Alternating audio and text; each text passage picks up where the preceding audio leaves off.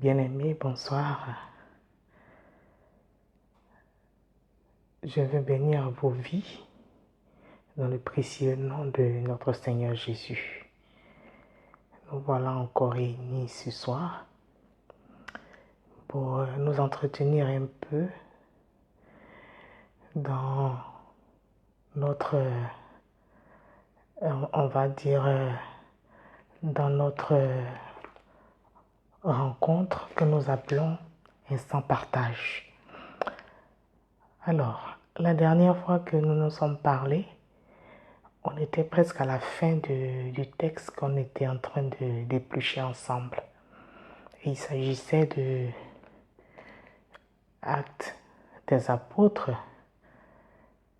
que le docteur Chouraki a intitulé Geste d'envoyer au chapitre 3.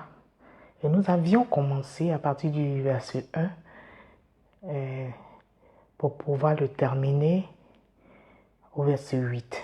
Mais nous nous étions arrêtés la dernière fois, si je me souviens bien, au verset 6 ou 7. Comme il s'est passé un peu plus d'une semaine, on va dire une dizaine de jours, sans que nous intervenions et que nous échangions, on va juste rappeler les choses. On va rappeler les choses là où on les avait laissées. On va reprendre et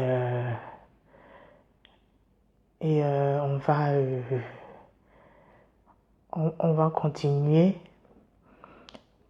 dans l'espérance de pouvoir terminer ce soir ce que nous avions bien commencé il y a déjà plusieurs semaines déjà. Alors, on va faire un petit résumé. Je vais donc lire le texte, on va y aller assez rapidement parce qu'il fait tard. J'ai certaines contraintes. Je suis avec des bouts de choux en or et ils font tellement de bruit, ils sont tellement pleins de vie et tout. Il m'est difficile de travailler en ce moment calmement dans les heures, on va dire, correctes. Donc j'attends que tout le monde soit au dodo et bien endormi pour ne pas déranger non plus. C'est vrai que j'ai besoin de calme, mais il ne faudrait pas aussi que je dérange. Donc quand tout le monde est plongé dans un très profond sommeil, je profite pour travailler. Donc voilà. Non, je m'excuse de l'heure, mais bon. L'apôtre Paul nous a dit, prêche l'évangile en tout temps, en toutes circonstances, favorables ou non. Alors, lorsque les conditions ne sont pas forcément favorables à nos yeux, il faut pouvoir les transformer, les rendre favorables. Donc voilà, c'est l'alternative que j'ai trouvée. Ok, trêve de commentaires, on va y aller et voilà, on va ensemble déguster ce bon plat là. Je pense qu'on on a presque fini le repas principal. Il va nous rester peut-être à prendre un petit dessert parce qu'on est presque à la fin. Alors je vais lire le texte. Verset 6, si je reprends. Alors, Pétros dit, je rappelle que c'est le docteur Chouraki, hein? Pétros dit, de l'argent, de l'or, je n'en ai pas. Ce que je possède, je te le donne. Au nom de Yeshua, le Nazoréen, réveille-toi, marche. Au verset 7, nous voyons qu'il est dit, il le saisit, c'est-à-dire Pétros. À côté de qui? Il y a toujours Yohanan. Saisit le boiteux de naissance. Il le saisit par la main droite. c'est bien précisé, hein. C'est pas la main gauche, hein. Il le saisit par la main droite et le réveille. Soudain, les plantes et les chevilles de ses pieds s'affermissent. Verset 8, et c'est le dernier. Il saute, il se lève sur ses pieds, marche et entre avec eux au sanctuaire. Il marche, il saute, il louange Elohim. Amen. Alors, que le nom du Seigneur soit béni. Donc, au verset 6, nous avions dit que Pétros avait dit au boiteux, de l'argent, de l'or, je n'en ai pas.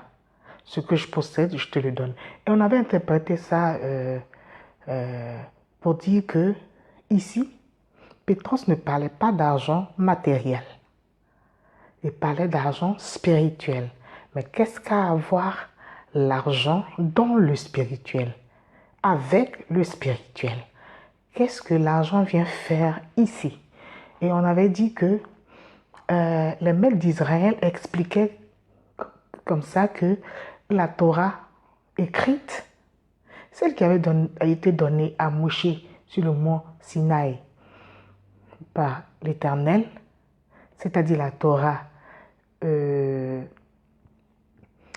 nous avons et que nous appelons, on l'appelle là, c'est nous qui l'appelons comme ça, l'Ancien Testament.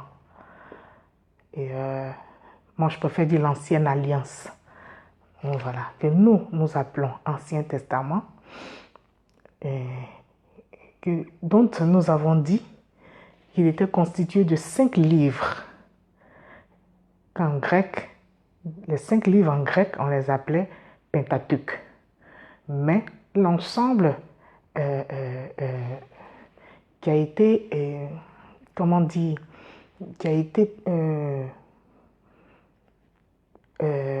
mis en sorte que ce soit un livre codifié,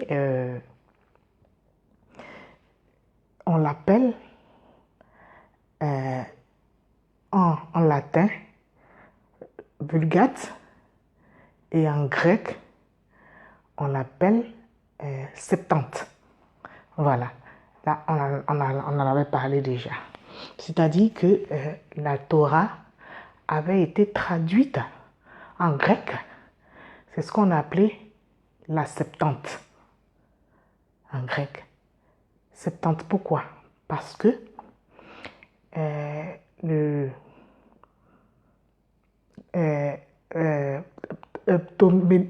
Ptolémée, il s'appelle Ptolémée, si je prononce bien, ce roi grec-là avait demandé à 70 maîtres de traduire la Torah. Et il les avait mis chacun de son côté. Ils ne pouvaient pas se voir ni se parler. Chacun était enfermé dans un endroit et il lui avait été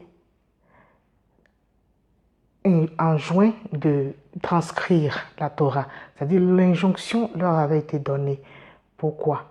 Parce que en ce temps, Israël était sous domination grecque. Et les Grecs voulaient s'approprier, s'accaparer la Torah d'Israël. Ils ont demandé à ce qu'ils puissent traduire la Torah en grec.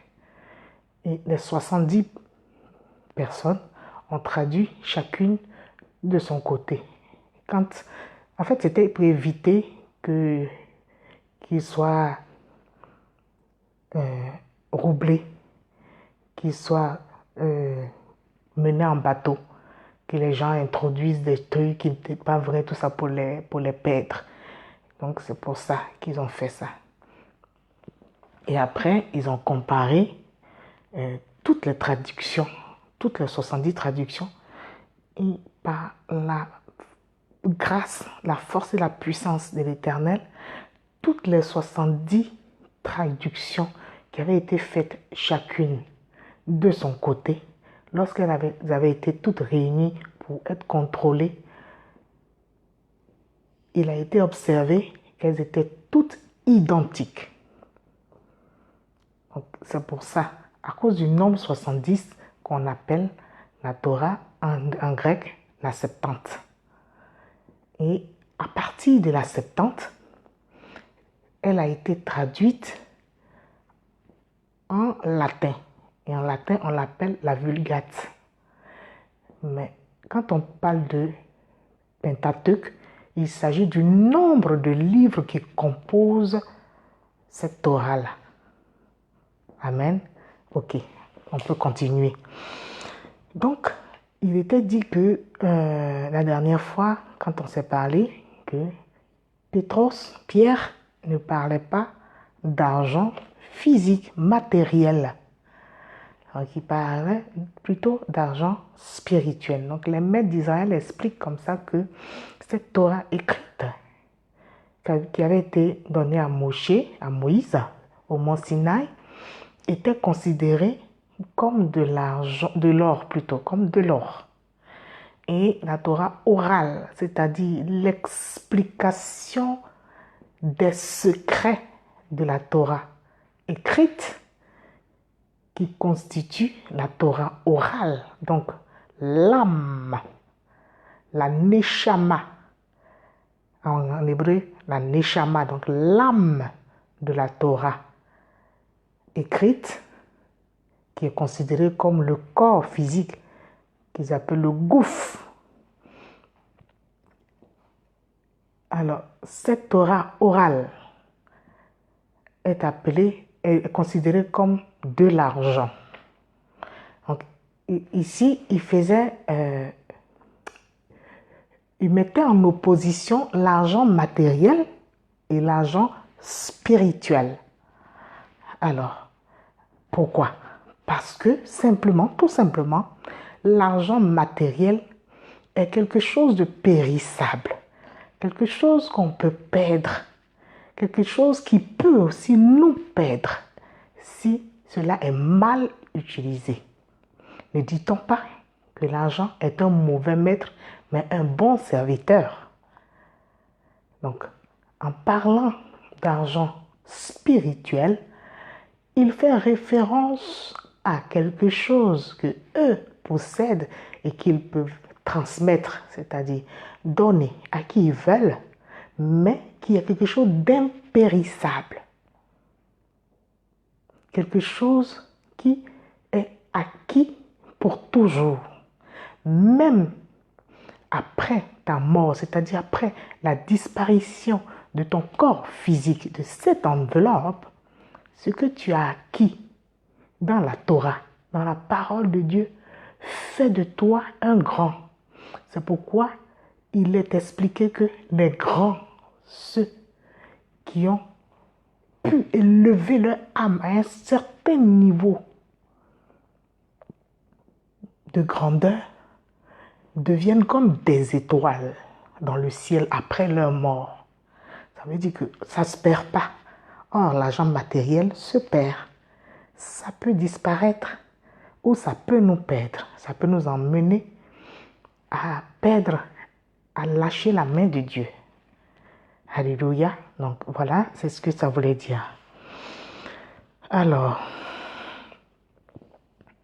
quand il disait, après avoir dit de l'argent, de l'or, je n'en ai pas, là on vient de l'expliquer, il a ensuite dit, ce que je possède, je te le donne. En parlant de possession, il parle en fait d'un acquis, d'une acquisition qu'ils ont eu à faire. Ils ont eu cette chose-là par conquête. Parce que quand on parle de possession, ça exprime une idée, une action de conquête. Donc, ça implique aussi de la souffrance, du sacrifice, de l'implication de soi, de sa personne, de son temps, de tout ce qu'on est et de tout ce qu'on a. Amen. C'est pourquoi il a dit, sers ton Dieu avec toi-même, tout ce que tu es, ton corps, ton esprit, ton âme, mais aussi avec tous tes biens. Et quand tu sers Dieu, tu cherches Dieu et que Dieu se laisse trouver par toi et qu'il te donne de lui et qu'il te donne, il te fait don de son esprit, c'est-à-dire il te donne ce qui va constituer l'âme de la Torah écrite. Quand il va te donner les secrets, il va t'ouvrir les portes des secrets du royaume. Il va te donner les secrets de sa parole. Cette chose-là n'a pas de prix. Ce n'est pas périssable.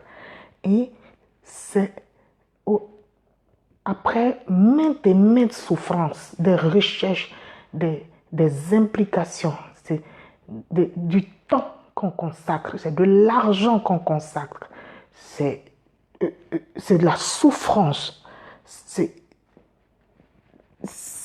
un don de soi total. Quand on acquiert cela, il est normal que, ayant payé le prix fort, on connaisse la valeur de cette chose-là.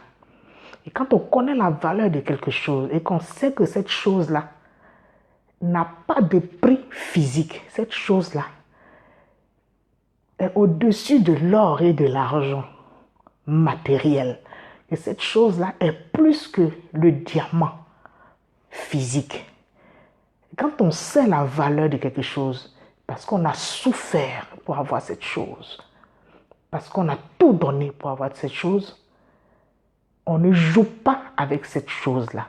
On jalouse cette chose. On la garde précieusement. C'est en cela que Yeshua pouvait dire, ne jetez pas vos perles au pourceau.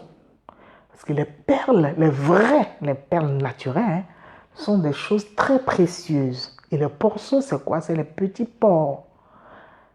Ce qui nous ramène encore à une autre parole de Yeshua lorsqu'il disait, on ne donne pas le pain des enfants aux chiens, aux petits chiens. Donc, les porcs et les chiens sont des personnes indignes de recevoir cette grâce, ce diamant, cet or, cet argent spirituel, cette chose impérissable. C'est-à-dire la chose de Dieu, c'est-à-dire Dieu lui-même, en la personne de son esprit. Cette chose-là, on ne peut pas donner ça à quelqu'un d'indigne. Il faut savoir à qui il faut transmettre ça. Il faut savoir à qui il faut le donner. Il faut savoir avec qui partager ça pour ne pas que cela soit foulé aux pieds. Alléluia. Donc, on jalouse ça, on garde ça précieusement. On ne peut pas le prêter, le donner, le concéder facilement à n'importe qui n'en a pas éprouvé le besoin, qui n'a pas exprimé ce besoin, que tu n'as pas testé, que tu n'as pas, tu n'as pas testé le mérite de cette personne-là. Tu n'as pas évalué le bon sens. Tu n'as pas évalué si cette personne était capable de recevoir cela. Donc, selon ton jugement, selon ton fonctionnement, tu dois avoir la capacité de déceler qui peut recevoir ça et qui n'en est pas digne. C'est une question de dignité. C'est une question de dignité. C'est pourquoi dans le livre de la révélation ou du dévoilement qu'on appelle Apocalypse, vous allez voir un verset qui dit « L'agneau a été trouvé digne de recevoir. » C'est une question de dignité. Ne reçois pas qui veut, mais reçois qui en est digne. Alléluia. Donc, voilà un peu. Alors, on va continuer pour dire, quand Pierre, Pétros, il dit, au nom de Yeshua le Nazoréen, réveille-toi et marche. Qu'est-ce qu'il veut exprimer? Réveille-toi et marche. On se réveille de quoi? D'un sommeil. On se réveille de quoi? D'une mort. Et on marche. Pourquoi? Parce qu'on ne savait pas marcher ou on ne pouvait plus marcher. Les maîtres d'Israël expliquent que la mort chez eux, ce n'est pas simplement la mort physique qui t'emmène à être mis dans un cercueil qu'on va mettre ensuite en terre. La mort a plusieurs explications. Pour eux, le pauvre est un mort. L'indigent est un mort.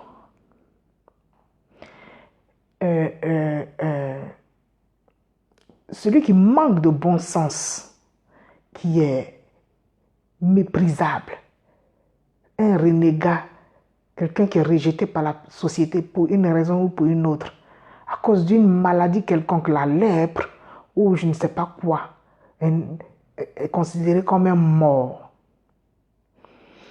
Quelqu'un qui est impuissant, qui n'est pas capable de poser des actes lorsqu'on attend de lui que cette personne la pose des actes et sorte quelqu'un ou sa famille ou je ne sais pas qui, d'une situation ou d'une autre. Et lui-même, son âme est encore dans la poussière, son âme n'est pas encore sortie de l'Égypte, des limites, de l'enfermement par les forces ténébreuses, par les forces d'opposition, par les forces de l'ennemi, du diable et tout. Tu es encore enfermé, tu es encore en Égypte, tu es considéré comme mort. Donc, il y a plusieurs situations pour les Hébreux qui expriment la mort. Du fait que cet homme était boiteux. Donc, il était malade, il ne pouvait pas travailler, il n'avait pas d'argent, il était incapable, il était impuissant devant plein de choses, de situations. Il était considéré comme mort. C'est en cela que Pierre va lui dire, réveille-toi. Réveille-toi, sors de ton sommeil, sors de ta mort. Et quand tu lui dis, marche, on avait expliqué déjà dans les vidéos précédentes que lorsqu'on parle de boiteux, quelqu'un qui ne sait pas marcher, selon les maîtres d'Israël, il s'agit de quelqu'un qui ne sait pas ou qui ne peut pas ou qui ne veut pas mettre en application la Torah, c'est-à-dire ce que Dieu demande de faire, les recommandations de l'Éternel. Celui qui n'agit pas selon la Torah est considéré comme boiteux. Que ce soit de manière volontaire ou pas, quand tu n'agis pas selon la Torah, selon les injonctions, selon les recommandations de l'Éternel, par rapport à sa parole, tu es considéré comme un boiteux. Tu ne sais pas marcher. Et dès l'instant qu'on t'emmène à pouvoir marcher, ça veut dire que tu es guéri de ces liens-là qui t'empêchaient de pouvoir marcher, qui t'empêchaient de mettre en application la parole de l'Éternel. Vous allez voir que Yeshua, quand il parlait à ses disciples, et où il parlait à la foule, aux gens et tout ça qu'il disait dans ses enseignements, surtout à ses disciples, quand vous recevez la parole de l'Éternel, gardez-la et mettez-la en pratique. Tu peux recevoir. Ça peut même tomber dans une très bonne terre. Tu peux la garder. Mais la mets-tu en pratique? Est-ce que tu appliques ce que Dieu te demande de faire? Dès l'instant où tu es incapable d'appliquer cela d'une façon ou d'une autre, pour une raison ou pour une autre, tu es boiteux. Et tu vis une certaine mort. Amen. Est-ce que ça va? On peut continuer? Amen. Que Dieu vous bénisse. Alors, on va avancer. Donc au verset 7, il va dire, le texte va nous dire, il le saisit, c'est-à-dire Pierre le saisit par la main droite et le réveille. Donc, quand on parle de saisir ici, il faut entendre une action qui est empreinte de promptitude. C'est-à-dire qu'il n'est pas lent, il ne lésine pas, il n'est pas nonchalant. C'est-à-dire que promptement, il a pris la personne. Donc, c'est une action empreinte de promptitude et d'une volonté ferme. Donc, Pierre voulait de toutes ses forces, de toutes les forces dont l'Éternel l'avait doté. Il voulait changer la situation de cet homme-là, le sortir de sa situation. Et il l'a saisi. Mais on ne dit pas qu'il l'a saisi simplement. On dit, quand tu saisis quelqu'un, c'est forcément par la main. Tu ne peux pas saisir quelqu'un par le pied ou par la tête ou je ne sais quoi, c'est par la main. Mais il est précisé qu'il le saisit par la main, mais pas n'importe quelle main, par la main droite. Amen. Alléluia. Vous savez, la main droite est appelée en hébreu yamin. Iamin, Iamin. C'est de là que vient le nom Benjamin, qu'on prononce en hébreu Ben-Yamin, fils de ma droite.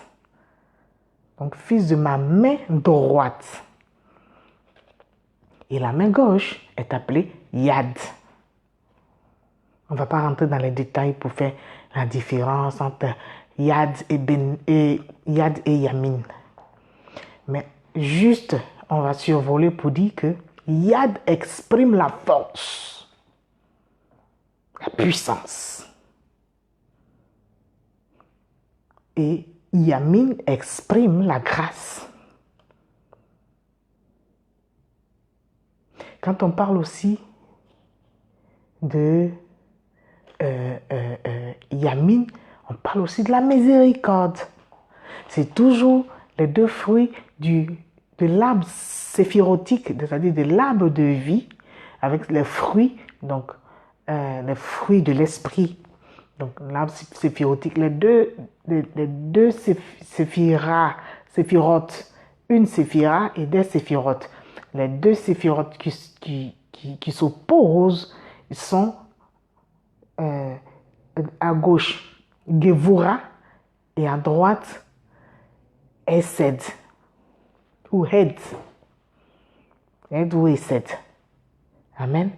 Donc Gevura parle de la force, de la puissance, mais ça parle aussi de la colère, ça parle aussi du jugement, de la condamnation.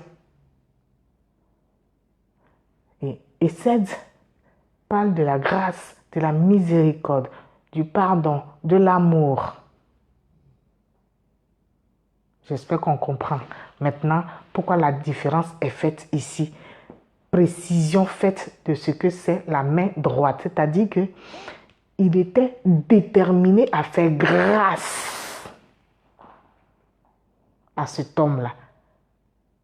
Surtout que son compagnon de route, lui, Pierre, dans cette situation, dans cette action, c'était Yohanan, c'est-à-dire la grâce de Dieu, la bonté, la grâce de Dieu.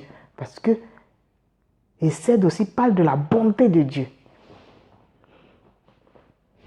Donc, il était avec Yohanan. Il était avec la grâce de Dieu. Donc, le Fils qui était accompagné de la grâce de Dieu était déterminé à manifester cette grâce-là dans la vie de cet indigent-là, dans la vie de ce fils d'Abraham, de ce fils-là qui voulait emmener à Yeshua. Alléluia. Donc,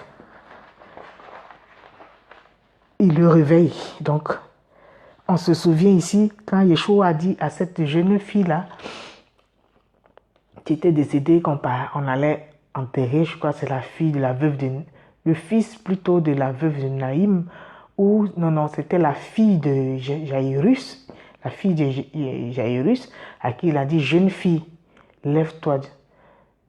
Donc, Talita Koumi, jeune fille, lève-toi, réveille-toi, sors de ton sommeil, sors de ta mort. Donc, il le réveille, il le sort de la mort que constituait son handicap.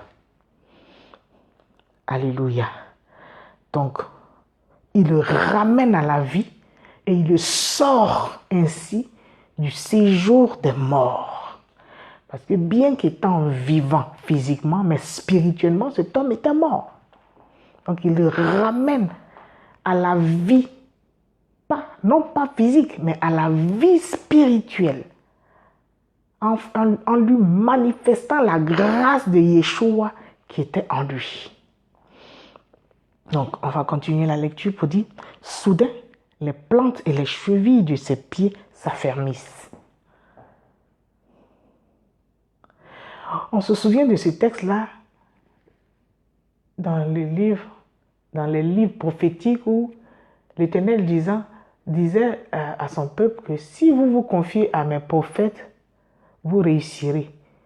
Si vous vous confiez à mes serviteurs, vous serez affermis. Si on fait un parallèle avec ce texte-là, on peut dire que lorsque Pierre lui avait demandé à ce boiteux-là, regarde-nous, il voulait lui communiquer, lui, sa confiance en Yeshua, qui lui donnait d'avoir cette force, cette puissance-là, à pouvoir dégager lorsque cela était nécessaire. Donc, en se connectant par les yeux, par la vue, à la foi, à la confiance que Pierre et Jean avaient en Yeshua, ils recevaient cette énergie-là de foi, cette énergie de confiance en Dieu. De sorte que,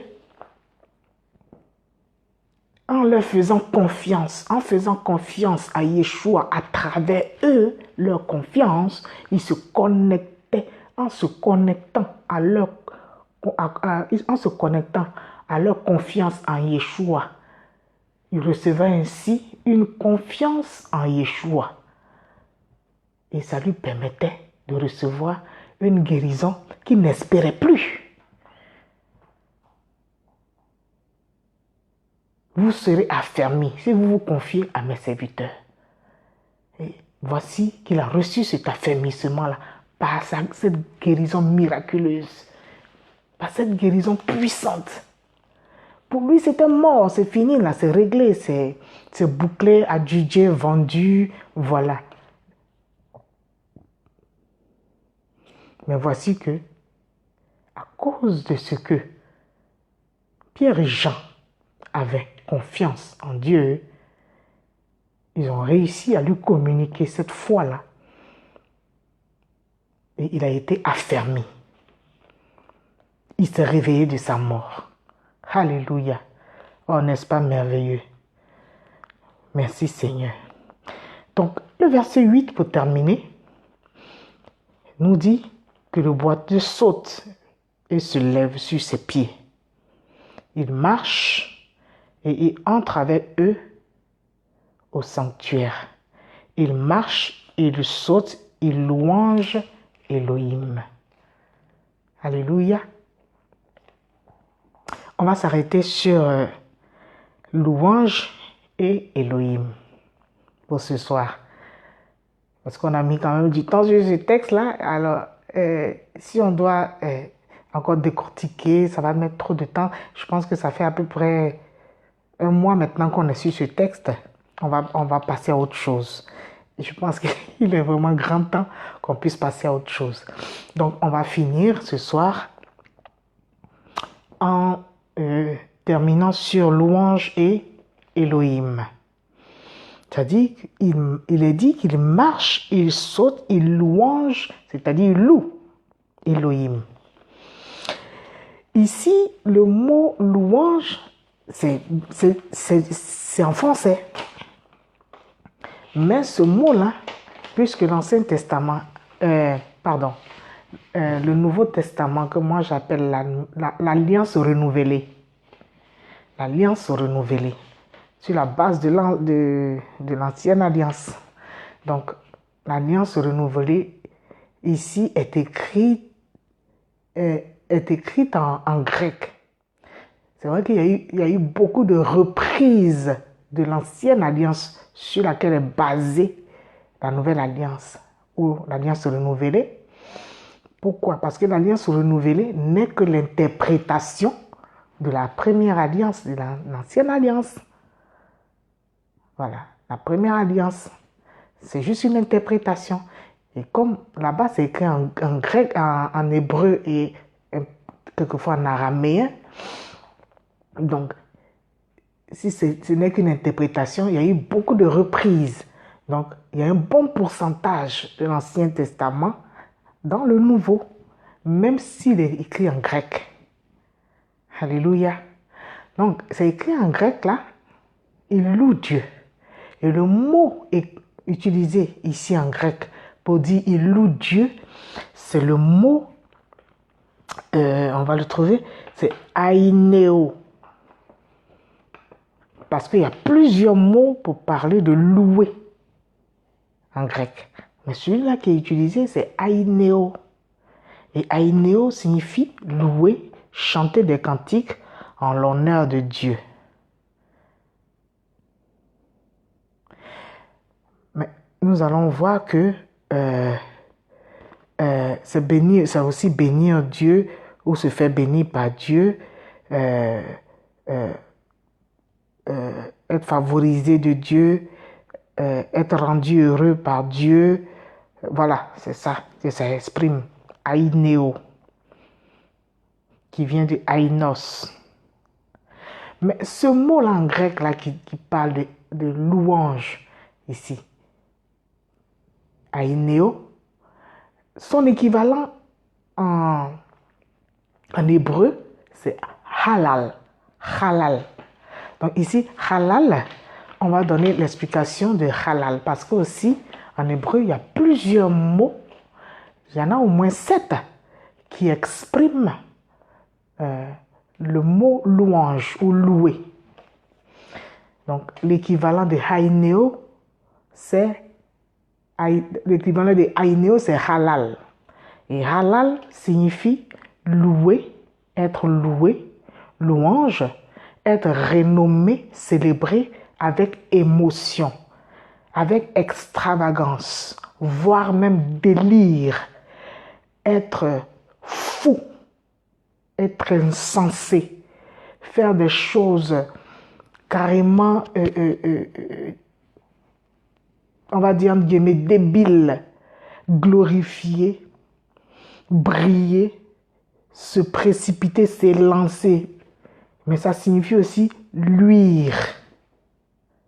Et c'est de ce mot halal qu'est sorti le mot Alléluia. Amen. Donc, ce mot-là, halal, fait également référence à la lumière qui brille, c'est-à-dire la lumière des étoiles. Dans son premier sens, il fait référence à cela. C'est-à-dire que quand tu loues Dieu et qu'on utilise le mot halal en hébreu pour dire que je loue Dieu, tu fais référence à la lumière de l'Éternel, à la lumière qu'il te communique à travers la brillance, on va dire, à travers l'éclat des étoiles dans ta vie. Et si tu reçois l'éclat des étoiles, c'est sûr que tu te sens star, tu te sens étoile, puisque tu deviens le reflet de l'étoile. En recevant la lumière de l'étoile, tu deviens son reflet. Donc tu reflètes la lumière de l'étoile. Donc toi-même, tu deviens le représentant de l'étoile. Tu deviens l'étoile pour les autres. Donc tu deviens une star. Et il est dit que ce mot-là, halal, exprime la prière dans son sens céleste, la prière céleste, la prière même du ciel, où tu rends gloire à Dieu, tu lui donnes tout ce que tu as comme reconnaissance. Et la meilleure illustration pour exprimer le verbe halal, il doit nous emmener à penser à ce qu'on ressent pour les sportifs, et ils peuvent mieux comprendre. Doit nous emmener à ce qu'on ressent lorsqu'on regarde un match et que c'est notre équipe qui gagne. Vous voyez comment les supporters se comportent. Comment ils sont fous de joie, ils sont capables de tout en ce moment-là. C'est ça qu'exprime le mot halal, le mot louange. Ce mot-là, particulièrement, pas les autres, mais ce mot-là. Et donc, cet homme-là qui a été guéri, cet homme-là était dans cette expectative-là. Il était dans cette explosion de joie, dans cette démence de joie, de reconnaissance à l'Éternel. Alléluia. Que la gloire et l'honneur reviennent à l'Éternel, qui nous donne de manifester cette joie-là, qui ne fait pas de nous des personnes ingrates, qui ne sont pas capables de reconnaître ce qu'il fait pour nous, mais au contraire, nous rend tellement fous de joie, fous de reconnaissance, que nous sommes capables de tout, d'exploser, de cette reconnaissance-là, de faire des choses insensées, de faire des choses extraordinaires, de faire des choses extravagantes. On ne peut pas nous maîtriser, on ne peut pas nous retenir, tellement notre cœur explose de joie. Et ce boiteux-là, il bondissait, il criait, il était comme fou. Et la Bible déclare qu'il a suivi Pierre et Jean pour aller dans le temple. Donc, la leçon à retenir, la morale dans tout ça, c'est quoi? Lorsque Dieu, il fait, amen ma soeur, sois bénie, je t'embrasse, je t'aime très fort. Rendons gloire à Dieu pour toutes les grâces qu'il nous fait, pour ses lumières. Alors, lorsque Dieu nous bénit, nous devons être reconnaissants. Nous ne devons pas prendre cette grâce-là. Parce qu'on avait dit tout à l'heure que Pierre a jugé bon de partager, de donner. Parce qu'il a dit, ce que je possède, je te le donne. Donc il a jugé bon de donner de l'esprit, de vie qui était en lui à ce boiteux de naissance. Pourquoi? Parce qu'il a évalué, il a testé, il a pesé. Et il a vu que cet homme-là n'allait pas être ingrat, il n'allait pas être égoïste, il n'allait pas être méchant vis-à-vis du Seigneur. Il n'allait pas recevoir la guérison et retourner dans le monde avec ça pour patauger encore dans le péché.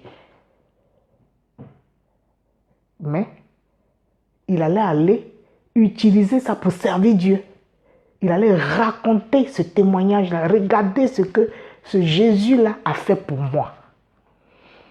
Et c'est cela qu'exprime, il les a suivis au sanctuaire. Il allait pour prier, il allait pour se montrer à tous ceux qui étaient dans le sanctuaire là-bas. Que moi j'étais dehors, vous êtes dans la maison. J'étais dehors, je n'espérais même plus, j'étais mort et enterré. Bien qu'étant vivant. Mais ce Jésus-là, il n'a pas fait cas de ma situation. Il m'a trouvé là où j'étais dehors et regardez ce qu'il a fait de moi. Je suis un homme nouveau. Je suis un homme plein de vie. Je suis un homme plein de joie. Je suis un homme plein d'allégresse. Et je veux crier au monde entier. Je veux que tout le monde le sache, que tout le monde entende combien de fois il est bon, combien de fois il est capable de faire ce qu'il veut, comme il veut, quand il veut, à qui il veut, avec qui il veut. pour transmettre la vie de Dieu. Ce n'est pas seulement ceux de la maison, mais ceux du dehors ont besoin aussi de Yeshua. Alors bien aimé, moi je te pose la question comme je me la pose à moi. Comment est-ce que qui nous disons que nous connaissons Dieu, comment est-ce que nous regardons ceux du dehors que nous jugeons et que nous pensons qu'ils ne connaissent pas eux, qu'ils ne connaissent pas Yeshua? Est-ce que nous ne les méprisons pas? Est-ce que nous ne les jugeons pas? Est-ce que nous ne les regardons pas de haut? Est-ce que nous ne croyons pas que nous sommes supérieurs, nous connaissons tout? C'est nous qui détenons la vérité. Les autres dénominations, les autres églises, eux, ils connaissent rien. C'est nous, voilà, nous les meilleurs, c'est à nous Dieu parle. Nous les serviteurs, là, on est remplis d'orgueil. C'est à moi Dieu parle, c'est moi que Dieu utilise. Tous les autres là, c'est des paillassons, ils sont rien. Moi, je suis le maître de la révélation. Moi, je dors avec Jésus et ceci et cela. Et on se fait la guerre. Pendant qu'il y en a qui sont dehors, qui ont besoin de Yeshua. Parce qu'il ne fait exception de personne. Ils ont besoin de cette vie-là. Que faisons-nous, bien-aimés? Pierre et Jean n'ont pas jugé ce monsieur. La Bible dit que toujours venait s'asseoir devant la porte du temple. Il ne rentrait pas là-bas. Il n'entrait pas dans le temple. Il n'entrait pas au sanctuaire, pas dans la synagogue. Il était dehors. Mais parce qu'il n'est pas dehors et parce qu'il n'est pas dedans, on ne va peut-être pas avoir les yeux spirituels. C'est-à-dire que le manque de discernement, pour beaucoup d'entre nous, hommes de Dieu, on manque de discernement. Les gens sont dans l'église parce qu'ils n'apportent rien. Ils ne donnent pas de gros chèques. Ils ne se couchent pas pour qu'on marche sur eux, ou ceci ou cela. On les méprise. On les méprise. À plus forte raison, même ceux qui sont dehors, nous on pense qu'ils ne connaissent pas Dieu. Bien-aimés, on sera nombreux à être surpris. On sera nombreux à être surpris comme le Seigneur Yeshua nous le dit. Il y aura des grincements dedans. Quand il va dire, arrière de moi, ouvrier d'iniquité, je ne t'ai jamais connu. Il n'a pas dit, arrière de moi, inconnu. Hein? Il a dit d'abord, ouvrier d'iniquité, avant de dire, je ne t'ai jamais connu. C'est-à-dire que tu as bossé pour moi. Et tu as bossé même dur, peut-être tu as bossé même plus que tout le monde. Alléluia. Tu t'es même démarqué de tous. Mais tu as bossé comment? C'est le comment. Moi, le pourquoi, ça ne m'intéresse plus. Ça fait plus de 10 ans que le pourquoi ne m'intéresse plus. C'est quand je commençais à me poser la question du comment que Dieu m'a emmené sur le chemin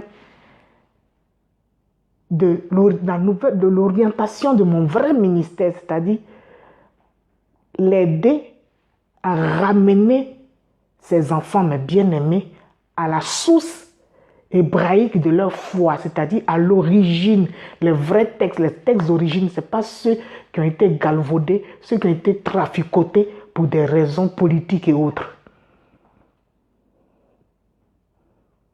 Le comment. Comment est-ce que nous travaillons pour l'Éternel? Est-ce qu'on ne passe pas notre temps à critiquer les autres, à mépriser les autres, à les regarder de haut? Est-ce qu'on ne pense pas? On voit un musulman, non, lui là, il va aller en enfer. Même nous, même nos propres frères chrétiens avec qui on est dans la maison de Dieu, avec lesquels on prie Dieu. Si on invite quelqu'un quelque part, parce que c'est ton frère chrétien, parce qu'on l'a invité quelque part, qu'il allait visiter une autre église. Il allait, par exemple, il allait chez les christianistes célestes, ou bien il allait dans une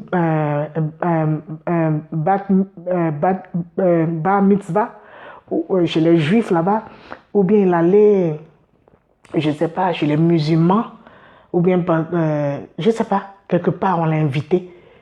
Il est devenu démon pour toi. Ton frère chantre, on l'a invité à aller faire un concert. Parce que ce concert-là, tu estimes que ce n'est pas à la gloire de Dieu. Parce qu'il n'est pas allé chanter Yeshua pour des chrétiens. Il allait chanter pour des païens ou pour des gens que c'est toi qui sais qu'ils sont mystiques. Ils sont de la Rose-Croix, ils sont ceci, ils sont cela.